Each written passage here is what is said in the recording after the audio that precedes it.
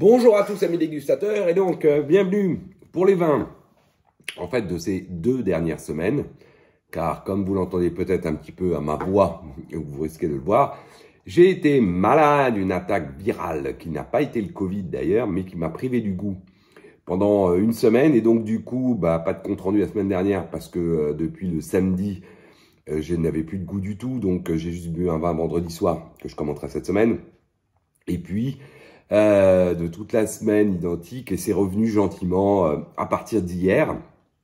Aujourd'hui, bon, c'est revenu hier en fait. Et donc du coup, je vous commente les vins de ce week-end, mais aussi quelques bouteilles du week-end dernier, parce qu'en plus, il se trouve que j'avais beaucoup de repas le week-end dernier, pas mal d'invités, mais j'ai ouvert beaucoup de bouteilles. Alors certaines, je ne vous ai même pas évoquées parce qu'elles ont été terminées, mais celles qui n'avaient pas été finies ont été vacuvinées, mis au frigo pendant une semaine, et j'ai pu les regoûter hier et ce matin, enfin et aujourd'hui. Et donc du coup, je vais pouvoir vous les commenter. Alors on attaque tout de suite donc avec cette première bouteille que j'ai ouverte donc vendredi dernier quand j'avais encore un peu de goût. Un peu où j'avais du goût tout simplement. Je l'ai déjà commenté, donc on va aller vite, mais c'est une super bouteille. C'est un Morgon Corsolette de l'ami Daniel Boulan en 2012. Donc j'avais rapporté ça pour fêter les 10 ans du millésime au printemps. J'avais ouvert, j'avais trouvé ça très très bon. Et moi, je suis partisan de boire le vin quand il est bon. Et donc, il était tout à fait à mon goût. J'ai donc rapporté les autres. Et je crois que c'est ma dernière, ou il m'en reste peut-être une, bouteille de ce magnifique Morgon avec un très beau nez mûr, myrtille. Donc plutôt fruits noirs, mûr myrtille, belle note, feuilles de cassis ou feuilles de bourgeons de cassis ou feuilles de tomate, un côté frais végétal classe. Mais très voilà, léger, qui apporte de la fraîcheur, une petite pointe épicée sur un fond typé plutôt on va dire noyau, et ensuite belle bouche, dense, joli tanin soyeux, belle concentration, c'est frais, c'est droit, c'est très élégant, il y a un petit côté aérien aussi, c'est très élégant, très droit, belle finale, fraîche, tonique, avec une jolie longueur. Voilà, très joli vin avec un rapport qualité-prix, je dois dire, assez redoutable, il faut bien le dire. Et moi, j'aime beaucoup ces Morgons de Daniel Boulan en général. Ensuite, donc là, on attaque le moment où j'avais plus trop de nez, donc que j'ai pu éventuellement redéguster après. Donc tout ça est à prendre évidemment avec des pincettes. Ce Gora, donc vous connaissez par cœur le domaine des schistes. Et c'est le millésime 2021 que je viens de rentrer. Donc, je voulais goûter absolument Gora. Cazotte d'Angora, le 100% grenache blanc. Grenache blanc, grenache gris, un peu de grenache gris. Du domaine des schistes. Je dirais très tradit de Cazotte d'Angora. Un nez de fruits blancs avec un petit côté presque pêche. Les petites notes de fenouil, la pointe, foin humide, herbe humide, voilà, qui apporte de la fraîcheur sur un fond très léger résine. Une bouche ample, c'est perlant, hein, il y a du gaz donc ça rend la chose tonique, belle matière ronde, finale fraîche pour le coup, assez fraîche même, et jolie persistance. Bref, un joli cazotte d'Angora. Par rapport à 2020 qui est un sublime millésime de Gora, il n'y a pas le même fond. Voilà, on sent qu'il n'y a pas le fond, donc c'est très bon, c'est même excellent, mais millésime 2020 était plus joli, offrait plus de fond, plus de profondeur, voilà, on sentait que, voilà, peut-être millésime plus joli, j'ai trouvé. Mais c'est un très beau vin.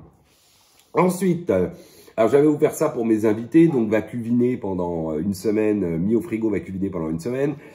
Un Margaux, le château Durfort-Vivens, et c'est le millésime 2014. Donc, alors, quoi qu'il en est de ce Durfort-Vivens, qui est un cru que j'aime bien, moi, que j'aimais beaucoup, les vieux Durfort-Vivens, j'aimais beaucoup, j'en avais acheté beaucoup, mais c'était pas très cher. Donc des années 70, 80, 90, dans les beaux millésimes, c'était un très joli vin, à des prix tout à fait abordables. Donc le château a été repris, entre guillemets repris, mais en tout cas avec un nouvel œnologue, etc. Je crois derrière dans les années 2012 ou 13, si je dis pas de bêtises. Qu'est-ce qui donne ce 14? Écoutez, c'est joli, c'est un joli nez, typique de ce qu'on attend d'un Bordeaux rive gauche, de noble origine, sur le cassis. Ensuite, il est assez marqué encore de son élevage, même si ça va beaucoup mieux à 4 heures d'aération, donc le petit côté caramel disparaît un peu, mais on est quand même sur, on va dire plutôt les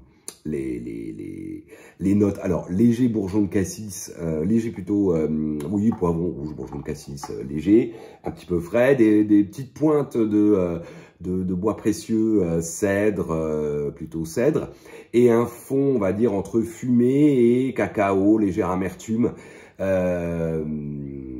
qui est assez classe, belle, jolie bouche, fraîche, bien construite. C'est structuré, c'est charpenté, tanin rond qui enrobe ça tout à fait, qui enrobe la fraîcheur qui est bien là de façon tout à fait élégante, pas mal de profondeur, et puis une finale fraîche, jolie persistance. Toujours sur le cassis, ces notes un peu réglissées, épicées, la pointe cèdre, bois de santal, bois précieux, le fond fumé et légère amertume cacao. C'est très joli, c'est bien fait, un Bordeaux rive gauche comme on aime. Ensuite, idem pour celle-ci, ouverte donc le week-end dernier, va cuviner et garder au frigo toute la semaine. Cette côte rôtie terre sombre de Curon. Et c'est à nouveau le millésime 2014, on va en faire pas mal de 2014. Alors, là c'est surprenant. Enfin, quand je l'ai regoûté ce week-end, donc incapable de vous dire comment elle se goûtait le week-end dernier, parce que là c'était au sommet où je sentais plus rien du tout. Mais donc, ouverte ce week-end, et ben on a un nez plutôt fruits rouges pour le coup. Enfin, moi j'ai trouvé de fruits rouges, plutôt cerise, voire framboise, presque groseille par moment. Ensuite, on a des notes fleuries, c'est assez marqué de notes fleuries, pivoine et plus que violette. Plutôt pivoine, voire avec un petit côté patchouli, donc presque épicé, mais c'est la patchouli une fleur, mais enfin une plante. Voilà, un côté épicé, presque patchouli, fleuri épicé patchouli. Légère pointe, là on retrouve la Syrah, légère pointe un peu bacon grillé, sur un fond plutôt, on va dire, noyau, léger balsamique, très léger. Ensuite, une bouche droite, tendue, joli tanin soyeux, c'est assez fin, délicat, avec une belle densité, très jolie fraîcheur, c'est plutôt quand même dans le mode droit, long, frais, jolie profondeur, finale fraîche, jolie persistance, toujours sur ce côté, fruits rouges, le côté pivoine, patchouli, voilà, la petite pointe bacon et le fond, alors, qui d'ailleurs se teinte de fumée et d'âtre, hein, quand même, on retrouve un peu ce côté-là, en bouche et en finale, qui ramène un peu quand même vers le Rhône Nord. Mais enfin, sinon, à l'aveugle, moi, je pense que je suis pas sûr que j'aurais été en Rhône Nord. Je pense que le côté pivoine, fruits rouges pivoine m'aurait vite emmené vers un pinot. Et comme en plus, la structure n'est pas d'une bande, c'est corpulent, c'est pas donc charpenté ou robuste, c'est assez fin, c'est assez délicat. Oui, pas sûr que je sois resté sur la Syrah. Ensuite, ah oui, alors ensuite, on revient sur ce week-end. Alors, ce week-end, on a ouvert ça.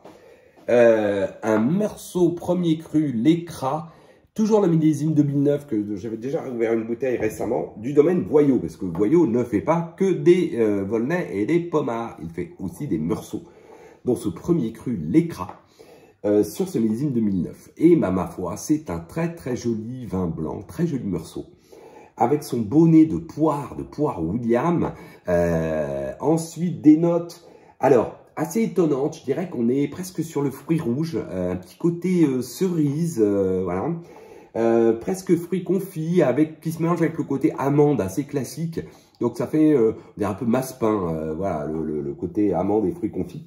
Sur un fond, alors clairement, effectivement d'amande, de roche calcaire. Ensuite, belle bouche, ample à l'attaque, jolie densité, beau gras, suave, mais pas du tout lourd. On n'a aucune mollesse dans le vin, c'est tonique pardon, de bout en bout. Ça tient vraiment bien, toute la bouche, belle finale, qui tient sur cette structure avec ce côté très tonique. Aucune mollesse et une jolie persistance. Effectivement, on est toujours sur ce côté poire William assez marqué, les notes un peu fruits rouges, la masse pain. Un petit peu plus citronné d'ailleurs, et en bouche et en finale, un petit peu plus chèvrefeuille. sur ce fond craie, calcaire, voilà, roche assez évident d'écras.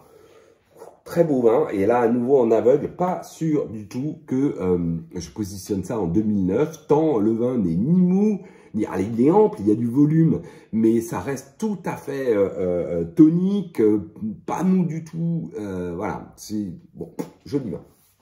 Ensuite, eh bien on en a ouvert beaucoup hein, quand on fait 2 week-ends.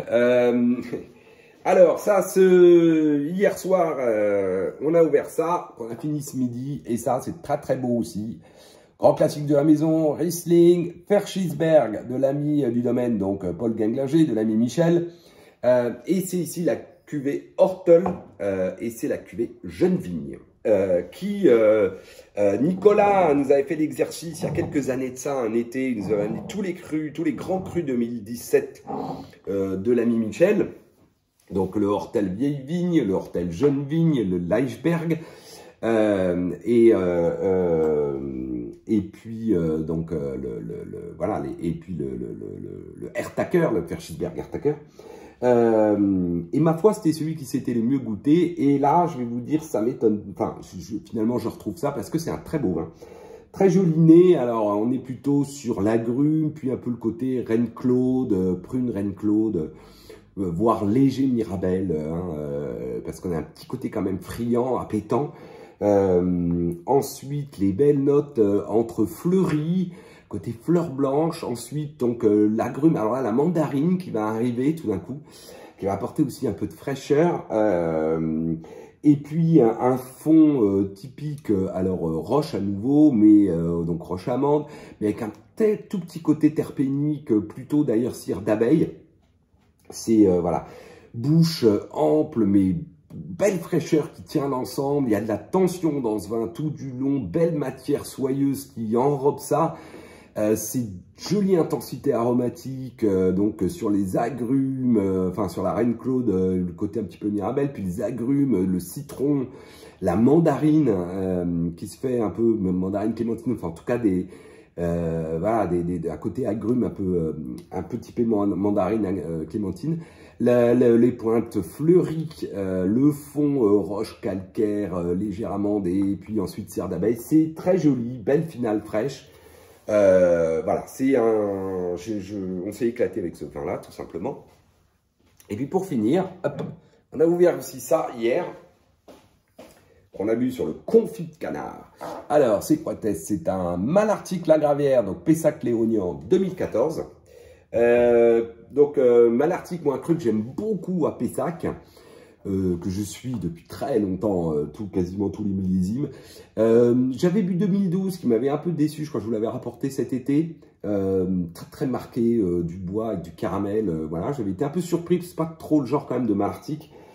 Et là, ce 2014 m'a résolument reconvaincu, ou en tout cas me fait dire que celle de cet été, c'était peut-être un accident, ou en tout cas un millésime, si c'était pas la bouteille, un millésime peut-être pas super réussi à Malartic, parce que ce 14 est beaucoup plus conforme à ce que j'attends de ce vin, qu'un très beau nez de framboise. Voilà, ça tout de suite, on est sur la framboise. Ensuite, on a des belles notes, bois précieux, cèdre, bois de santal, presque qui évolue menthol, presque un petit côté menthol. Le petit côté réglissé très léger, sur un fond fumé, tabac, boîte à cigares qui est très classe. Belle bouche, charpentée, joli tanin soyeux. Il y a de la fraîcheur qui tient le vin tout du long. Il y a de la profondeur finale fraîche, jolie persistance sur cette framboise. D'ailleurs, léger compoté, hein, en bouche est assez acidulé. Là aussi, c'est très friand. La finale avec ce côté un peu framboise léger, compoté, friand, acidulé. Les notes, donc cèdre, bois de santal, presque le petit côté presque mentholé. Et le fond tabac, boîte à cigares, fumé. Voilà, c'est très joli. Moi, j'ai beaucoup aimé ce Malartic 2014. Voilà pour ce week-end. Et puis, je vous souhaite à tous une excellente semaine. Et je vous dis à la semaine prochaine, si je ne suis pas malade. Salut!